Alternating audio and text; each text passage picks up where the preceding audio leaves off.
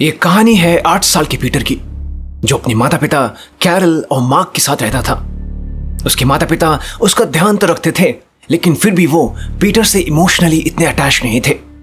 School में भी Peter का कोई दोस्त नहीं था और उसके क्लास के कुछ बच्चे उसे परेशान भी बहुत करते थे। एक दिन रात को पीटर सो रहा होता है जब अचानक उसकी नींद किसी आवाज के कारण खुलती है। वो उठकर देखता है, लेकिन कमरे में कोई नहीं होता। वो फिर से लेट जाता है और जैसे ही उसे नींद आने वाली होती है, फिर से आवाज आती है जो उसके कमरे की दीवार के पीछे से आ रही होती है। वो तुरंत उठकर टेबल लैंप जला लेता है और दीवार की तरफ देखने लगता है। थोड़ी देर बाद फिर से आवाज आती है। इस बार पीटर डर के मारे दौड़कर कमरे की लाइट जला लेता है। फिर वो दीवार की तरफ बढ़ता है जहां से उसे आवाज आ रही थी। वो दीवार के पास आकर कान लगाता है, उसे कोई आवाज नहीं आती। फिर वो अपने हाथों से दीवार पर दस्तक देता है और तभी दीवार की दूसरी तरफ से भी उसे दस्तक की आवाज आती है। वो डर के मारे अपनी माँ कैरल को उठाकर कमरे में ले आता है।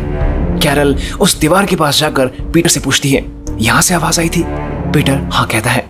कैरल भी दीवार पर दस्तक करती है, लेकिन इस बार कोई आवाज नहीं आती। कैरल पीटर को बिस्तर में लेटा देती है और कहती है, बेटा ये लकड़ी के घर कई बार रात को आवाज करते हैं, तुम डरो मत, ये बस तुम्हारा वहम है, अब सो जाओ। अगली सुबह पीटर अपनी स्कूल बस में चढ़ता है और जैसे ही पीछे की सीट पर बैठने के लिए जाता है, ब्रायन नाम का लड़का उसे अड़ंगी देकर गिरा देता है। हंसते हुए ब्रायन कहता है, रिसेस में हम तुम्हारे साथ और मस्ती करेंगे। पीटर दुखी होकर चुपचाप अपनी सीट पर बैठ जाता है। क्लास में सभी बच्चे शोर मचा रहे होते हैं जब उनके स्कूल के प्रिंसिपल इनकी क्लास में आते हैं और इन्हें इनकी सब्स्टिट्यूट टीचर मिस डिवाइन से मिलवाते हैं, जो मिसेस बटलर की जगह कुछ समय के लिए आई होती हैं। मिस डिवाइन बच्चों से बातें कर रही होती हैं। ब्रायन पीटर को पीछे से कहता है, रिसेस होने वाली है पीटर, तुम तैयार हो ना? तभी रिसेस की घंटी बजती है और सारे बच्चे क्लास से बाहर चले जाते हैं। मिस डिवाइन अपना कुछ काम कर रही होती हैं जब वो पीटर को क्लास में देखकर चौंक पड़ती हैं। मिस डिवाइन कहती हैं, पीटर तुम रिसेस में नहीं गए? पीटर कहता है, नहीं मुझे रिसेस पसंद नहीं। मिस डिवाइन कहती हैं, क्यों तुम्हारे दोस्त नहीं है? पीटर मना करता है। मिस डिवाइन कहती हैं, कोई बात नहीं, तुम मेरे साथ बैठ सकते हो। रात को डिनर पर पीटर अपने माता पिता से कहता है कि इस बार हैलोवीन पर मैं भी तैयार होकर ट्रीट्स मांगने जाऊंगा। कैरल कहती है, नहीं बेटा हम तुम्हें नहीं भेज सकते। पीटर कहता है, क्यों माँ, बाकी सभी बच्चों के पेरेंट्स तो भेजते हैं। तभी मार्क कहता है, बेटा कई साल पहले ऐसे ही एक हैलोवीन के दिन एक छोटी लड़की ट्रीट्स मांगने गई थी जो कभी दोबारा मिली नहीं। वो एक बहुत बुरा समय था हमारी सोसाइटी के लिए, इसलिए हम तुम्हें नहीं भेज सकते। रात को पीटर अपने कमरे में लाइट जलाकर सो जाता है। कुछ समय बाद उस दीवार पर जहां से आवाज आई थी, उस पर लगा वॉलपेपर अपने आप ही एक जगह पर थोड़ा उठने लगता है, जैसे कोई नोकीली चीज दीवार के पीछे से उसे धकेल रही हो, जिसकी आवाज से पीटर की नींद टूट जाती है। और तभी उस दीवार के पीछे से एक छोटी लड़की की आवाज आती है जो उसका नाम पुकारती है, पीटर। पीटर डर के मारे अपने पिता मार्क को बुलाने लगता है। दीवार के पीछे से वो लड़की कहती है, नहीं पीटर उन्हें मत बुलाओ। लेकिन पीटर डर के मारे अपने पिता को आवाज देकर बुला लेता है। मार्क कमरे में आकर पीटर से पूछते हैं, क्या हुआ? पीटर कहता है, मुझे किसी लड़की ने दीवार के पीछे से पुकारा। मार्क कहते हैं, बेटा ये तुम क्या कह रहे हो? मार्क दीवार के पास जाकर कान लगाकर सुनते हैं, उन्हें कोई आवाज नहीं आती। मार्क कहते हैं, शायद हो सकता है घर के अंदर बहुत चूहे हो गए हैं। पीटर कहता है, लेकिन पापा मैंने आवाज सुनी थी। लेकिन मार्क उसकी बात पर विश्वास नहीं करते। अगली सुबह मार्क और पीटर स्टोर से चूहे मारने वाली दवाई ले आते हैं। पीटर कहता है, पापा इससे तो दालचीनी जैसी खुशबू आ रही है। मार्क कहते हैं, हाँ ये चूहों के लिए है ताकि वो इसे खाने की चीज समझकर खाकर मर जाएं। मार्क पीटर के कमरे के बाहर चूहे मारने वाली दवाई डाल देते हैं। उसी दिन स्कूल में मिस डिवाइन बच्चों को पढ़ा रही होती है जब वो देखती है कि पीटर एक ड्राइंग बना रहा होता है जिसमें एक छोटा बच्चा कमरे में सोया हुआ होता है और दीवार पर मेरी मदद करो लिखा होता है। उन्हें चिंता होती है और वो इस ड्राइंग को लेकर पीटर के घर पहुंच जाती हैं। घर के अंदर से कैरल बाहर आती हैं। मिस डिवाइन कैरल को बताती है कि वो पीटर की स्कूल टीचर हैं। फिर वो उन्हें पीटर की ड्राइंग दिखाती है और कहती है, वो ठीक तो है ना? मुझे उसकी बहुत चिंता हो रही है। कैरल पीटर की ड्राइंग को देखती है और कहती है, हाँ हाँ वो बिल्कुल ठीक है, ये तो बस वो थोड़ा अपने कमरे में रात को डर गया था, शायद इसलिए उसने ये ड्राइंग बनाई है। आप चिंता मत करो। और फिर वो धड़ाम से दरवाजा बंद करके अंदर चली जाती है। मिस डिवाइन को कैरल का बर्ताव बहुत अजीब लगता है। कैरल गुस्से से पीटर के कमरे में घुसती है और पीटर को कहती है, ये क्या बदतमीजी है बेटा, तुम्हें कोई परेशानी है तो तुम हमसे कहो, तुम अनजान लोगों से क्यों मदद मांग रहे हो? पीटर कहता है, नहीं माँ, ये तो बस एक ड्राइंग है और कुछ नहीं, मैं किसी से कोई मदद नहीं मांग रहा। इसके बाद कैरल कमरे से बाहर जाने लगती है कि तभी पीटर धीरे से बड़बड़ाता है, मदद मुझे नहीं, उसे चाहिए। कैरल पीछे मुड़कर कहती है, कुछ कहा तुमने? पीटर कहता है, कुछ नहीं माँ। फिर कैरल कहती है, देखना, एक दिन तुम्हारी इन ऊल जलूल इमेजिनेशंस के कारण तुम मुसीबत में फंसोगे। रात हो जाती है और पीटर अपने कमरे में सोया हुआ होता है जब फिर से उस दीवार पर दस्तक होती है और फिर वो लड़की बोलती है, पीटर उठो। वो लड़की फिर से जोर से दीवार पर दस्तक देती है और कहती है, उठो पीटर। पीटर की नींद खुल जाती है। वो लड़की कहती है, डरो मत पीटर। पीटर कहता है, प्लीज चुप हो जाओ, मैं जानता हूं तुम सिर्फ मेरा एक वहम हो। वो लड़की कहती है, हाँ शायद ऐसा हो भी सकता है और नहीं भी, लेकिन मुझे ऐसा लगा जैसे तुम्हें एक दोस्त की जरूरत है, क्योंकि मुझे है। लेकिन अगर तुम दोस्ती नहीं करना चाहते तो मैं चली जाती हूँ। लेकिन पीटर उसे रोक लेता है और कहता है, ठीक है, हम बात कर सकते हैं। अगले दिन स्कूल में सब बच्चे हैलोवीन के लिए अपने अपने पंपकिन्स को पेंट कर रहे होते हैं। मिस डिवाइन पीटर की पंपकिन को देखकर कहती है, वाओ, तुमने बहुत अच्छा पेंट किया है पीटर। ब्रायन को यह बात अच्छी नहीं लगती। स्कूल की छुट्टी होने के बाद पीटर खुशी खुशी अपने पंपकिन को लेकर घर जा रहा होता है जब ब्रायन उसे पीछे से धक्का दे देता है और फिर उसके पंपकिन को बुरी तरह से पिचका देता है। उसी दिन रात को फिर से पीटर को उस लड़की की आवाज आती है। वो कहती है, क्या हुआ पीटर, तुम रो क्यों रहे हो, तुम ठीक तो हो ना? पीटर उसे बताता है कि स्कूल में ब्रायन नाम का लड़का उसे धक्का देकर गिराता रहता है और आज उसने उसके पंपकिन को बुरी तरह से पिचका दिया। वो लड़की कहती है, पीटर, मैं जानती हूँ तुम स्ट्रांग हो, तुम्हें उस ब्रायन के सामने स्टैंड लेना ही होगा, तुम्हें कुछ करना होगा। अगले दिन स्कूल से छुट्टी के बाद ब्रायन अपने दोस्त के साथ स्कूल से बाहर जा रहा होता है जब पीटर उसका पीछा करने लगता है और फिर एक जोर की आवाज आती है। पीटर ब्रायन को सीढ़ियों से धक्का दे देता है। ब्रायन का दोस्त मदद बुलाने के लिए वहां से भाग जाता है। पीटर डरते हुए सीढ़ियों से नीचे देखता है तो ब्रायन की एक टांग बुरी तरह से टूट गई होती है। कुछ देर बाद पीटर प्रिंसिपल ऑफिस के बाहर बैठा होता है और अंदर उसके पेरेंट्स होते हैं जो प्रिंसिपल को कह रहे होते हैं कि नहीं, पीटर तो बिल्कुल भी वायलेंट नहीं है, ये सिर्फ एक एक्सीडेंट है। लेकिन पीटर को स्कूल से निकाल दिया जाता है। रात को मार्क पीटर से पूछते हैं, बेटा तुम कुछ बताओगे हमें, तुमने ये क्यों किया? पीटर कहता है, पापा, मेरा उसे सीढ़ियों से गिराने का कोई इरादा नहीं था, वो मुझसे गलती से हो गया। मार्क कहते हैं, बेटा हमारी फैमिली में हम कोई भी चीज वायलेंस से नहीं करते, तुम ये बिहेवियर कहाँ से सीख रहे हो? तभी कैरल कहती है, मुझे तुम्हें पीटर की ड्राइंग के बारे में बताना चाहिए था। मार्क कहते हैं, कौन सी ड्राइंग?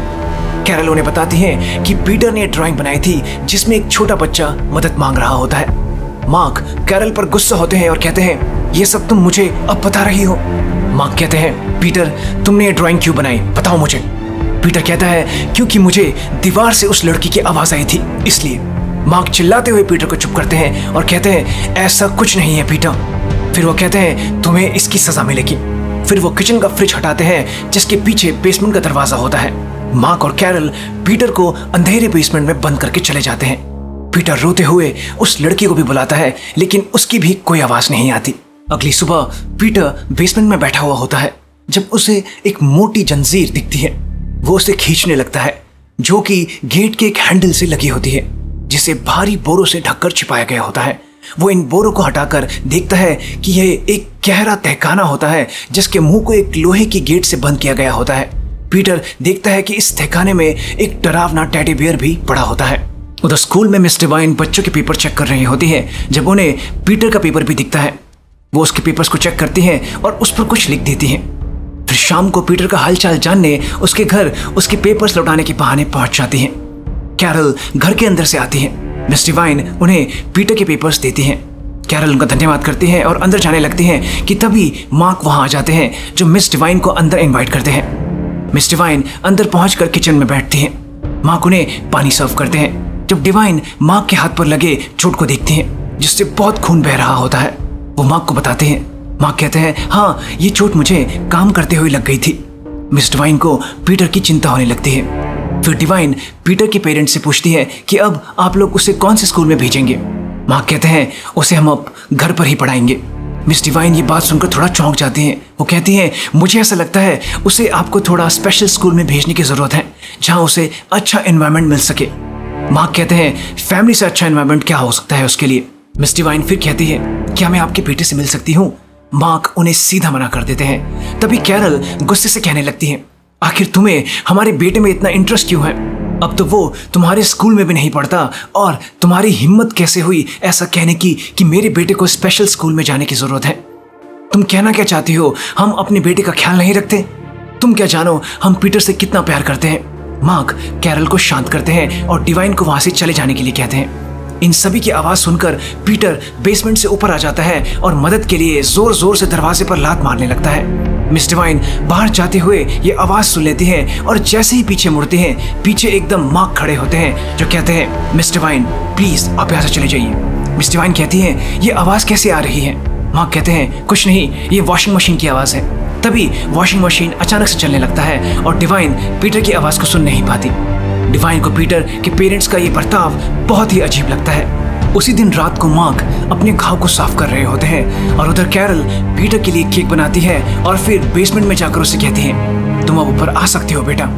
फिर कैरल पीटर को बाथरूम में नहाने लगती है। मार्क भी बाथरूम में आकर कहते हैं, पीटर हम आशा करते हैं तुम अब अपनी गलती समझ गए होगे।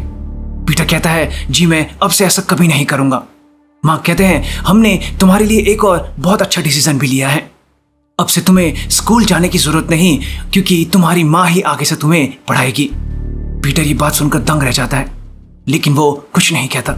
इसके बाद रात को मार्क और कैरल पीटर को उसके कमरे में सुलाने के लिए आते हैं और जैसे ही वो लोग गुड नाइट कहकर दरवाजा बंद करते हैं, पीटर तुरंत उठता है और दीवार पर धीरे से दस्तक देता है। दीवार के पीछे से भी दस्तक होती है और वो लड़की कहती है, तुम कहाँ थे पीटर? मुझे तुम्हारी बहुत चिंता हो रही थी।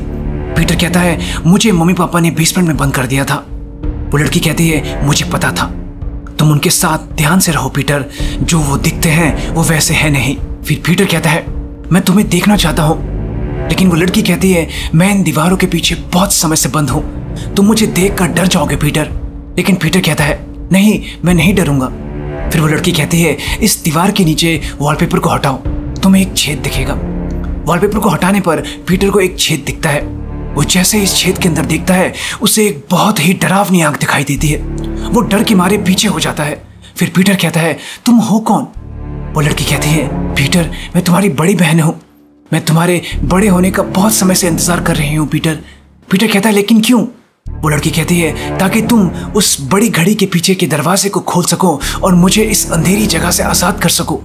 पीटर कहता है, तुम मुझे डरा रही हो। वो लड़की कहती है, तुम्हें डरना भी चाहिए पीटर, क्योंकि हमारे मम्मी पापा बुरे हैं, वो बुरे हैं पीटर। पीटर डर के मारे दौड़कर अपने बिस्तर में घुस जाता है। कुछ समय बाद पीटर के कमरे के दरवाजे पर जोर की दस्तक होती है, जिससे उसकी नींद खुल जाती है और वो उठकर देखता है कमरे का दरवाजा अपने आप खुल जाता है। पीटर कहता है, कौन है बाहर?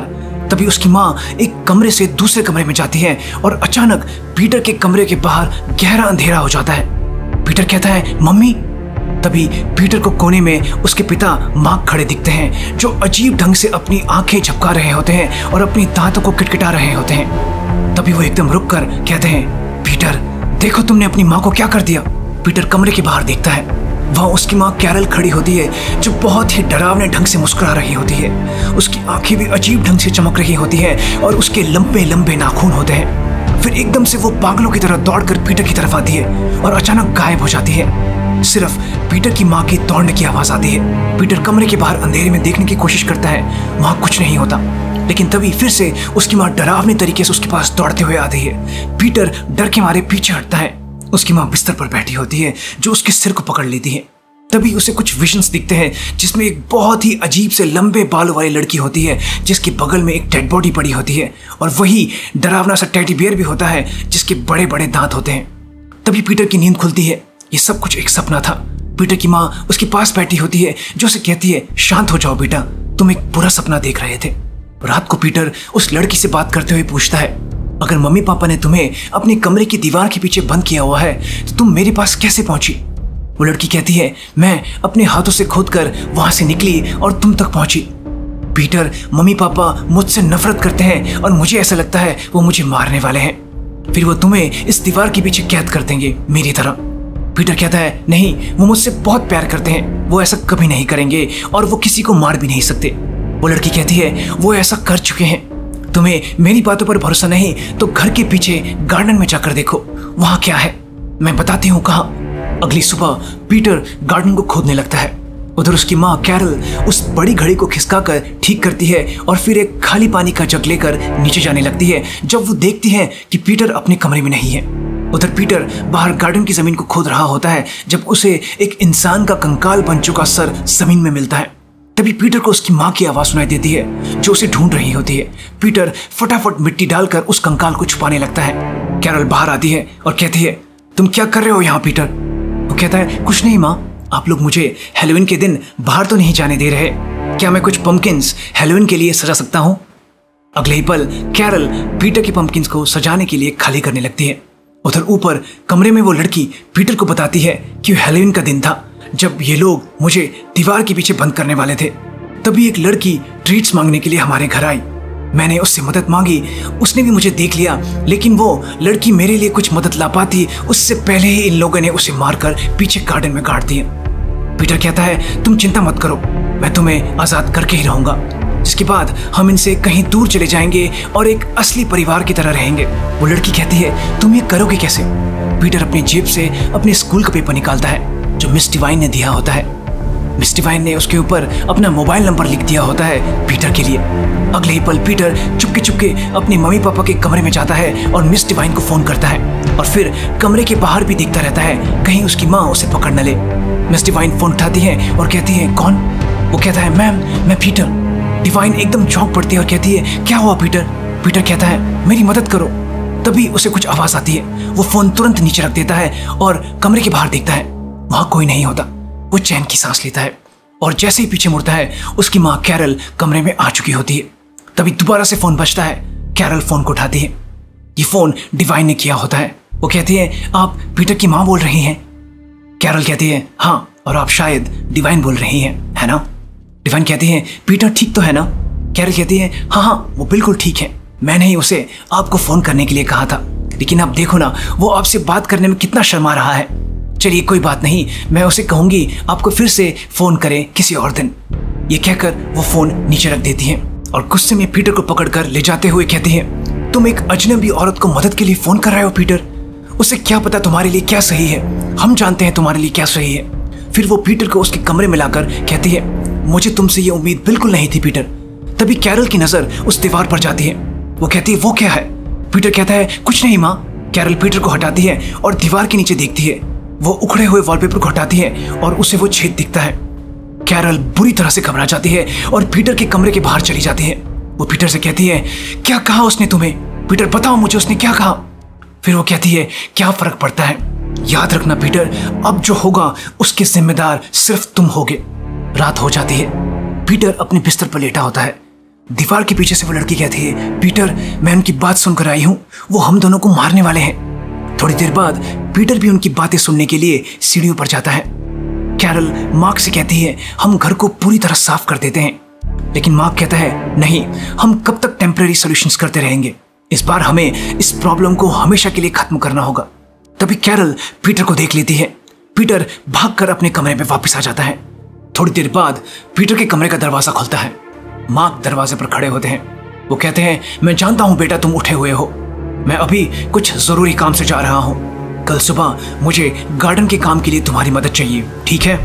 पीटर ये बात सुनकर बुरी तरह डर जाता है। अगली सुबह जो कि हैलोवीन का दिन था, गार्डन में पीटर आता है। गार्डन में मार्क ने उस जगह एक नया गड्ढा खोद दिया होता है जहां पीटर को वो कंकाल मिला था।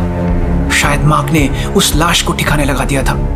पीटर ये देखकर और बुरी तरह डर जाता है। मार्क कहते हैं, पीटर हमारे पंपकिंस की फसल को कोई बीमारी लग गई है, इसलिए हमें जो भी पंपकिन सड़ चुकी हैं उन्हें इस गड्ढे में दबा देना है, नहीं तो ये बाकी के पंपकिंस को भी खराब कर देंगी और हम ये आशा करते हैं कि अगली फसल अच्छी होगी। अब एक काम करो, चलो ये जो गड्ढा है इसे और गहरा खोदो। कुछ समय बाद एक लाल वैन पीटर के घर के आगे रुकती है। इसमें दो लड़के बैठे होते हैं। इनमें से एक लड़का कहता है, यही घर है क्या? गाड़ी की पिछली सीट से ब्रायन निकलता है और कहता है, हाँ यही घर है उसका।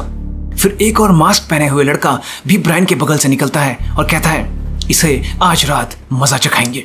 रात को पीटर और उसके पेरेंट्स डिनर कर रहे होते हैं। टेबल पर कोई किसी से बात नहीं कर रहा होता। मार्क अपना सूप पी रहे होते हैं। पीटर अपना सूप बिल्कुल नहीं पी रहा होता और कैरल धीरे धीरे रो रही होती है। जब अचानक बेल बजती है, कैरल गुस्से में उठती है और कहती है हम लोग शांति से खाना भी नहीं खा सकते। बाहर हैलोवीन की ट्रीट्स मांगने बच्चे आए होते हैं जिन्हें वो डांट कर भगा देती है। मार्क कहते हैं पीटर अपने खाने के साथ खेलना बंद करो। कैरल वापस आती है और फिर वो भी अपना सूप पीने लगती है। मार्क अपना सूप काफी पी चुके होते हैं और वो कैरल से कहते हैं आज तुमने सूप कुछ अलग तरीके से बनाया है शायद। कैरल कहती है नहीं तो। मार्क कहते हैं सूप अच्छा बना है पर इसका टेस्ट थोड़ा अलग लग रहा है।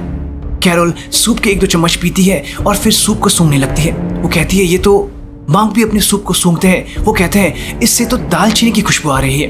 तभी मार्क एकदम रुक जाते हैं। वो पीटर के बाउल को देखते हैं जो एकदम भरा हुआ होता है। फिर वो कैरल की बाउल को देखते हैं, वो सूप पूरा पी चुकी होती है। मार्क अपना चम्मच नीचे रखते हैं। तभी उन्हें बाहर स्टोर के दरवाजे की आवाज आती है जो खुला होने के कारण हवा से हिलकर बज रहा होता है। मार्क पीटर की तरफ देखते हैं जिसने अभी भी सूप बिल्कुल नहीं पिया होता। वो कहते हैं पीटर तुमने क्या किया? फिर वो पीटर को जोर से पकड़कर पूछते हैं तुमने क्या किया पीटर, बताओ मुझे। तभी पीटर कहता है तुम लोगों ने मेरी बहन को चोट पहुंचाई है। मार्क की सुनकर दंग रह जाते हैं और कैरल भी कहती है क्या कहा तुमने? तभी मार्क तुरंत कहते हैं पुलिस को फोन करो कैरल। कैरल कहती है आखिर हुआ क्या? मार्क कहते हैं मैंने कहा ना जल्दी पुलिस को फोन करो। वो फिर से पीटर को पकड़कर पूछने लगते हैं कि तभी अचानक उनके पेट में बुरी तरह से दर्द होने लगता है। फिर वो बहुत ज्यादा खून की उल्टी करने लगते हैं और टेबल पर गिर जाते हैं। थोड़ी देर बाद वो मर जाते हैं और फर्श पर गिर जाते हैं। उधर कैरल ये देखकर बुरी तरह से डर जाती है और पुलिस को फोन करने लगती है, लेकिन पीटर ने फोन की लाइन भी काट दी होती है। पीटर भी डर के मारे ऊपर जा रही सीढ़ियों की तरफ पीछे हटने लगता है जब वो कैरल की परछाई को किचन में देखता है जो चाकू निकाल रही होती है।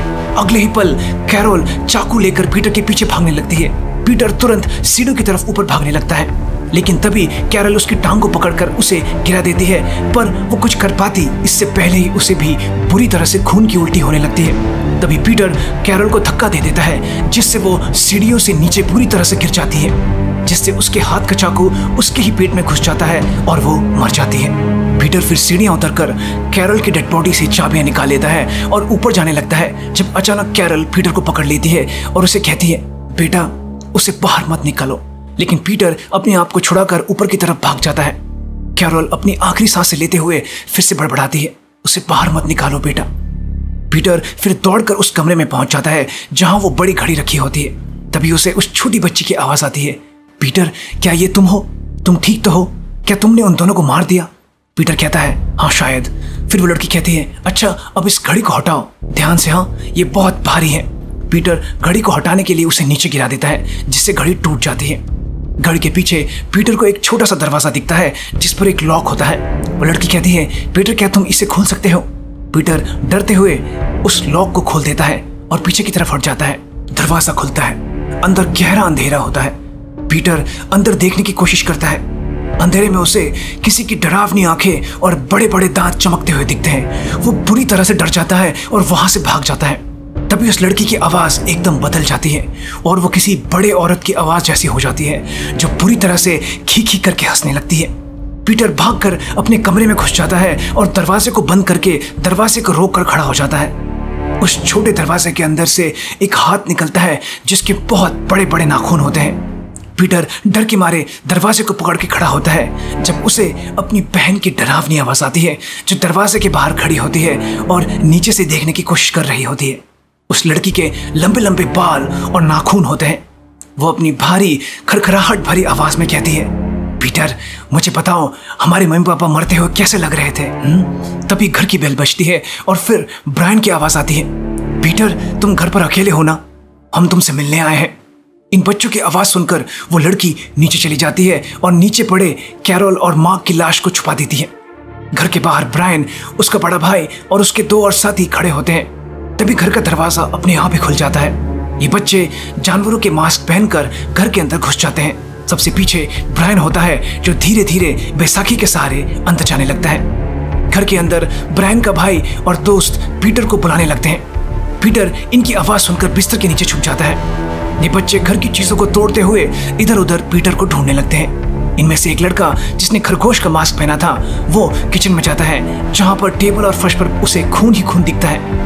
बिल्ली का मास्क पहने दूसरा लड़का पीटर के कमरे में पहुंच जाता है और अलमारी वगैरह खोलकर उसे ढूंढने लगता है। तीसरा लड़का जिसने सुअर का मास्क पहना था वो ड्राइंग रूम में पड़े पियानो को बुरी तरह से तोड़ने लगता है। ब्रायन, जिसने बंदर का मास्क पहना था, वो भी धीरे धीरे अंदर आ जाता है और जैसे ही आगे बढ़ता है वो फर्श पर पड़े खून से फिसल कर गिर जाता है। उधर पीटर के कमरे में बिल्ली का मास्क पहने लड़का पीटर को बिस्तर के नीचे देख लेता है और उसे पकड़ने की कोशिश करने लगता है। नीचे ड्राइंग हॉल में सुअर का मास्क पहने लड़का पियानो को बुरी तरह से तोड़कर वहां से जाने लगता है कि तभी उसे पियानो की आवाज आती है। वो पीछे मुड़कर देखता है कि पियानो के ऊपर बहुत ही गंदे से लंबे बाल पड़े होते हैं जिस पर मकड़ी चल रही होती है। वो पियानो के पास जाकर देखता है कि तभी वो लड़की उस लड़के को पियानो के नीचे खींच लेती है। वो लड़का बुरी तरह से चिल्लाता है और फिर फर्श पर खून ही खून फैल जाता है।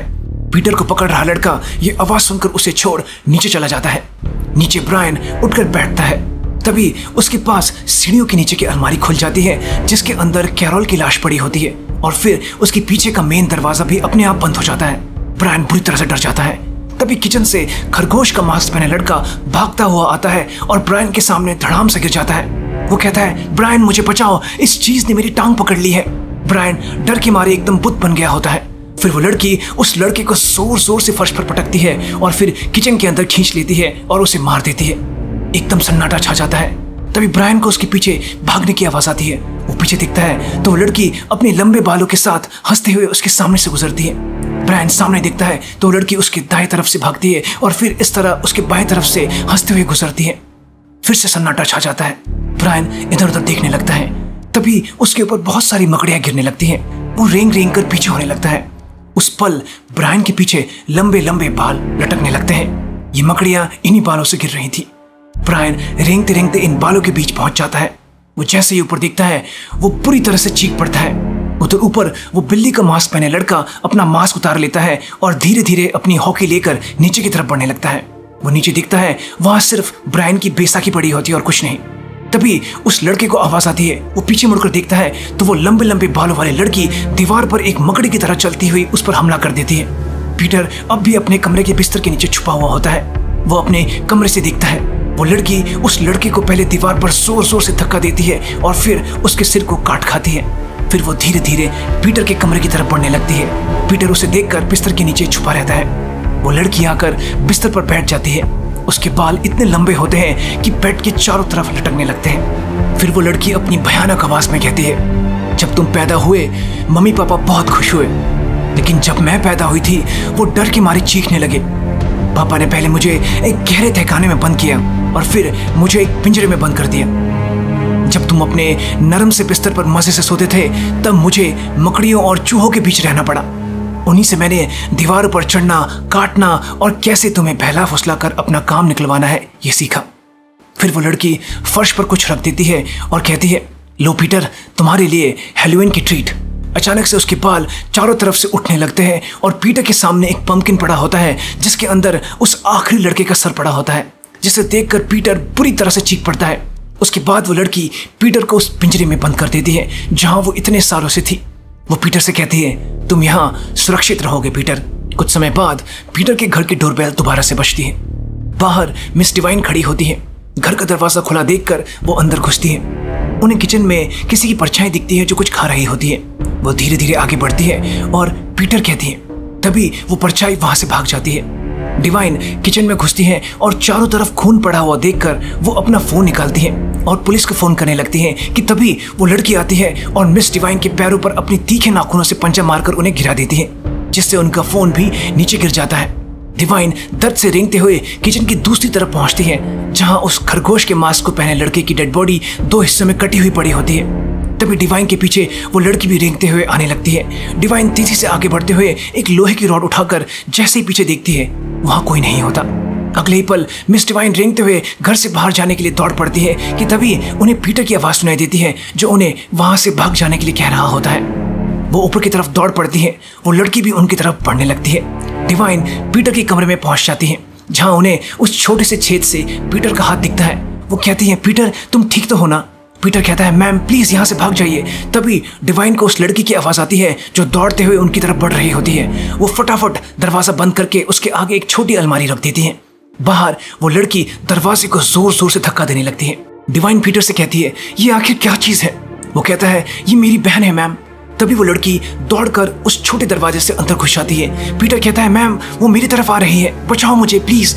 डिवाइन तुरंत पीटर की कमरे की दीवार को लोहे के रॉड से तोड़ने लगती है और उस लड़की के पीटर के पास पहुंचने से पहले ही पीटर को बाहर निकाल लेती है। फिर ये दोनों तुरंत नीचे की तरफ भागने लगते हैं। पीटर सबसे पहले उस छोटे दरवाजे के लॉक से चाबी निकाल लाता है। फिर ये नीचे पहुंचते हैं और पीटर मेन दरवाजे के लॉक्स को खोलने लगता है। ये दोनों जैसे ही बाहर निकलते हैं, डिवाइन तो बाहर आ जाती है, लेकिन वो लड़की पीटर को दोबारा से अंदर खींच लेती है। कुछ समय बाद पीटर को होश आता है। वो उस तहखाने में होता है जो बेसमेंट के नीचे मौजूद था। उसे वहाँ वो डरावना टेडी बियर भी मिलता है। वो उसे उठाकर देखता है तो इस टेडी बियर के दो मुंह होते हैं, जिसमें एक तरफ टेडी का अच्छा मुंह भी होता है, जिस पर सारा नाम लिखा होता है। पीटर की बहन का नाम सारा था। तभी तहखाने का गेट खुलता है। ऊपर उसकी बहन सारा होती है, जो फिर धीरे धीरे नीचे आने लगती है और पीटर के पास आ जाती है। पीटर कहता है, तुम ऐसी क्यों हो? सारा कहती है, सब तुम्हारी तरह परफेक्ट नहीं होते पीटर, कुछ मेरी तरह डरावने भी होते हैं जिन्हें कोई पसंद नहीं करता। तभी पीटर को सारा का चेहरा पूरी तरह से दिखता है, जिसकी बड़ी बड़ी आंखें और बड़े बड़े दांत होते हैं। तभी डिवाइन पीटर को बुलाती है। पीटर कहता है, मैम मैं यहाँ हूँ। सारा एकदम से उसका मुंह बंद कर देती है। डिवाइन बेसमेंट में उतरने लगती है और कहती है, अगर तुमने पीटर को कुछ किया तो मैं तुम्हें जिंदा नहीं छोड़ूंगी। तभी सारा तेजी से तहखाने से बाहर आकर डिवाइन को पंचा मारकर गिरा देती है और वहां से भाग जाती है। पीटर कहता है, नहीं मिस डिवाइन को छोड़ दो सारा। डिवाइन इधर उधर देखती है, वहां कोई नहीं होता। तभी सारा छत से नीचे उतरती है और उसके बाल तहखाने में लटक जाते हैं। वो डिवाइन के पास जाकर मुस्कुराती है और उसे पंजा मारने ही वाली होती है कि तभी वो अपने बालों से पीछे की तरफ खिंच जाती है। ऐसा इसलिए होता है क्योंकि तहखाने में पीटर सारा के बालों को पकड़कर ऊपर चढ़ रहा होता है। सारा बुरी तरह से पीछे की तरफ खींचने लगती है। पीटर फटाफट तहखाने से बाहर निकल जाता है और अपना पूरा जोर लगाकर उसके बालों को खींचने लगता है, जिसके कारण सारा उठ नहीं पाती। तभी डिवाइन लोहे की रॉड से सारा पर हमला कर देती है और उसे मार मार कर तहखाने में नीचे गिरा देती है। जिसके बाद पीटर तुरंत तहखाने का गेट बंद कर देता है और गेट को लॉक कर देता है। सारा अपने तेज नाखूनों से पीटर को पकड़ने की कोशिश करने लगती है। डिवाइन पीटर को बचा लेती है और ये दोनों बेसमेंट से भागने लगते हैं कि तभी सारा अपनी आवाज बदल लेती है और कहती है, पीटर मुझे यहाँ से छोड़ के मत जाओ प्लीज। क्या तुम ये देख नहीं पा रहे हो, ये हमारे खून में है। तुमने मम्मी पापा को मारा जैसे मैं लोगों को मारती हूँ। हम एक हैं पीटर, हम एक परिवार है। पीटर चिल्लाकर कहता है, कभी नहीं, मैं तुम जैसा बिल्कुल नहीं हूं।